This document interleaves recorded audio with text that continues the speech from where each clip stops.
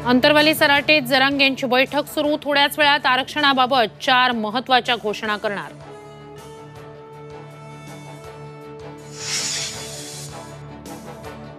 एकाच समाजाचा हट्ट पुरवण्याचं सरकारकडून काम। ओबीसी आरक्षणाला धक्का नाही तर ओबीसींनाच धक्का मारून बाहेर काढण्याचा प्रयत्न सुरू। भुजबळांचा आरोप।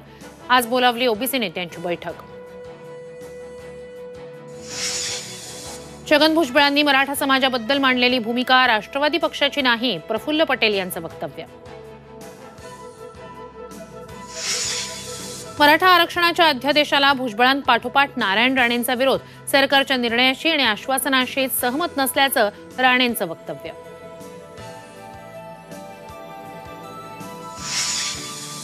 पहिलीपासून 10वी पर्यंत मराठीची सक्ती करा, कुणी समोर येऊ दे, मराठीतच बोला, राज ठाकरेंची महाराष्ट्रातील जनतेला विनंती।